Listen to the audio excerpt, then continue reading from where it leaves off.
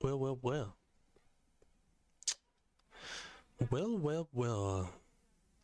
All those concerned can go to the place down there. Salutations and greetings. Tis I, Fazar, once again.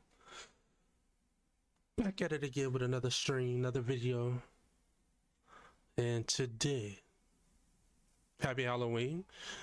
Those who celebrated, happy Hallows Eve for the other folk. You know what I'm saying? Figured about y'all. Whatever you call it. Happy. Yeah. So we got nice little action packed stream today. First up, since it's Halloween, we're gonna start it off with a couple of scary stories, and we just go from there. Chat, how y'all doing? How y'all feeling? How's your day? Let me know something. What it is, what it ain't, what it does, and what it will be. Let me know.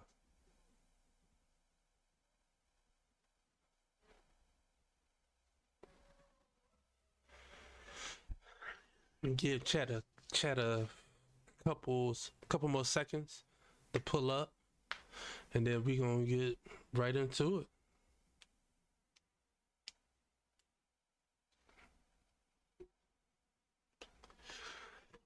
So, y'all like my new LUT from the camera? Well, that melanin be glowing, huh? Yeah. All right. Well, that's it for now. So I'm gonna go ahead and get started. So today we have a video by MJV Animations called 3 True Scary Halloween Horror Stories Animated. Oh my gosh, that is a mouthful. Let me try one more time. 3 True Scary Halloween Horror Stories Animated. Oh my gosh. Okay. Whew. Here we go. My friend was throwing a Halloween party with her sorority, and she'd invited me and a couple of other guys. It was a low-key event. Only a couple dozen people would be there, but I preferred that type of scene, so I was excited about it. I was running about an hour late, but I was sure nobody would be. Okay, fashionably late. Okay, I mean, that's what you do at parties. You don't really come on time unless you like the DJ, photographer, or whatever, unless you're setting up. I mean, there until at least an hour after it started, so I wasn't too worried. My costume was lazy. Just the first thing I saw in Party City, a firefighter with a bloody axe. I called an Uber around 7 and let everyone know I was on my way. My driver pulled up in a trash Kia, missing its front bumper and windows tinted nearly pitch black. He rolled down his window and called my name. The guy was wearing sunglasses, even though it was completely dark out. And he had a nasty rash on his face. I ain't gonna lie, wearing sunglasses. All right, 3 things. Wearing sunglasses at night. Okay, cool. But it's at night. But I get it. I get that though. It's understandable. 2, you're wearing sunglasses in a tinted windowed car at night. No, for real. How can you see? Like that's wild to me. What? Nah, bro. He had oily, matted hair that clung to his sweaty face. I hesitated a bit before getting in the car, but decided I wasn't too judgmental and got it. And another thing, always confirm with the Uber, hey, this is who's the Uber for? Like, you know what I'm saying? So y'all have a little rapport, like, okay, you're not scamming me, I'm not scamming you. I'm meant to pick you up, and I'm meant to ride in the car. You know what I'm saying? Got to be more careful. More careful. The ride was quiet at first, but then he asked me about my costume. I told him I was on the way to a Halloween party and had to get something last minute. He laughed this awkward, sneaky laugh and told me he'd never been to a party. He went into this monologue about how he never said more than a few words about high school. A monologue. Look at him. He started to get mad just remembering and hit the steering wheel. Then his phone while in the middle of his story. He was barely paying attention to the road, and I was sure we were going to crash. Hey, buddy, relax. The high school it's over with. You cool. Relax. I told him it was all right and begged him to keep his eyes on the road. He managed to chill out after a bit and apologized. As we pulled up, he didn't unlock my door for a while and just stared at the house. He muttered something about missing out on life and finally unlocked my door. After What do you mean? He stayed parked in front of the house until I walked into the living room. The party was melting. I started drinking immediately to get in a better mood after that guy experience. A few drinks in and I was starting to have fun again.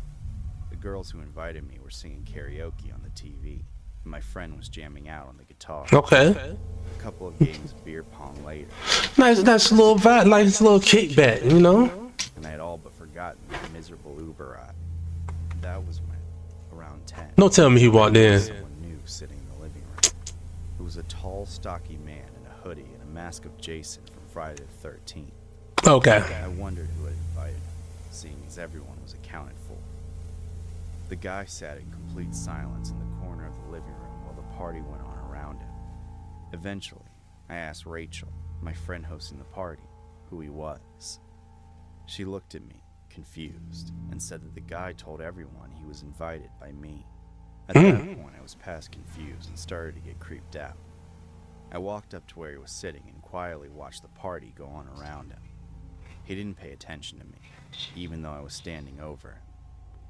I went to tap him on the shoulder to get his attention. Bro. He grabbed my arm before I could touch him and squeezed. I yelped and tugged my arm back. He let go and went back to staring at the party. I yelled at him, asking what his problem was, but he stayed completely quiet. Everyone stopped partying and was watching us. I told him to tell me who he was or get out. You know who he is. Look at the patches. Look at the patches. And he stood up, almost a head taller than me. He wasn't exactly short, but this guy was huge. God A dang. machete attached to his waist, which I was praying was a prop for his costume. Right? Everyone stopped partying and was watching us. The whole party was dead silent. The guy walked to the middle of the room, put his head in his hands, and started sobbing. Some of his hair spilled out of his hood. It was familiar, black, oily, just like the Uber driver's. We all backed up, while his sobbing turned into screaming. The man grabbed the machete Oh, no. and pointed at me. His voice was hard to make out through the mask, but he said something about how it wasn't supposed to be like this. What do you mean? Machete threw it at the TV, shattering the screen, before running out of the house and down the street. Nobody chased him. We all just stood there in stunned silence. What? What a weirdo. Full of adrenaline after genuinely thinking I was about to die. The first person to break the silence was Rachel, asking if she should call the cops, but there wasn't much of a point. We all left right after that, but I didn't call an Uber. I'm not sure You're if the guy crazy. was my driver, but I can't think of any other good explanation. If he is the driver, just cancel the ride. It's that simple. He was seriously crazy. And report, like, you know who he is. Like, report him. Like, you have the information. You got everything you need to not only find him, locate him. You can charge him with a rat. You know what I'm saying? Like, what are we talking about? Hurt, but I know things could have gone much worse. So since then, I've gotten a lot more cautious about whose car I get in. Understandably so. That she should have, like I said, she should have did that, like reported or something, like, and somebody out of some money, he just broke the TV and left. Like, come on, dog. No, you got to see me, whether you get charged or pay it back. So you got to do something, bro. Even though we were way too old to be trick or treating, even though This is the next story right here coming up. since then. I've gotten a lot more cautious about whose car I get in. Even though we were way too old to be trick-or-treating, my friend Jason sent our group chat a text asking if we all wanted to get together in costume and hit up a few houses for free candy. We hadn't heard from Jason in a few days, so it was a bit of a surprise. We all agreed that it could be fun, and planned to meet in one of the neighborhoods known to have the best candy, even though it was a bit remote. I was feeling lazy with my costume, so I dressed up in a black sheet and mask to go as the Scream guy. When we met up, most of my friends had similar ideas, with a Barack Obama and a Joker. The odd one out was Jason. Well, I assumed it was Jason, because he was the one whose face I couldn't make out. Jason was wearing nothing but a black bodysuit covering everything, including his face and some torn up clothes covered in fake blood. The fact that the costume was so bad made it the most unnerving costume of any of us. We got going around the block. There was only a dozen or so houses on the entire street, so we took our time to talk and mess around. There were a few weird looks from the people answering the doors. I bet. Gave us candy before we left. One house had a big basket filled with oversized candy bars. I took 2, but the rest of my friends emptied the entire thing except for Jason. Jason actually hadn't said a word the entire time. Eventually, we ran to houses on that block and had to decide what was next. Kyle, the guy dressed as the Joker, suggested we find another block and get even more candy. I was kind of done with trick-or-treating by then. It did feel childish, especially after seeing how everyone reacted to us being there.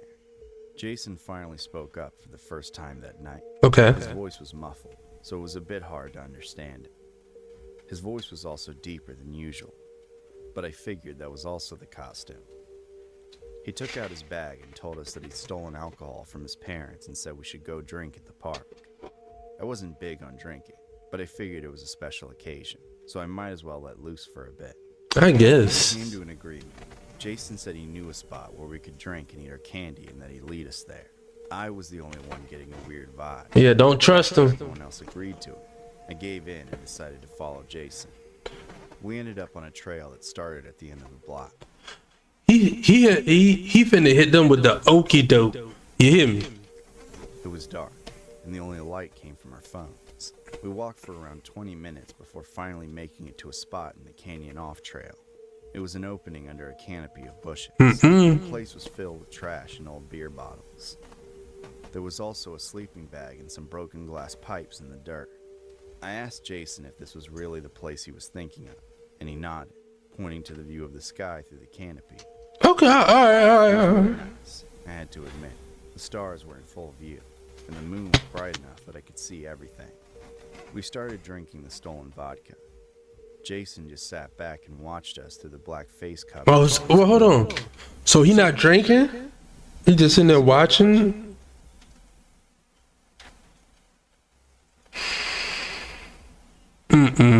Something ain't right.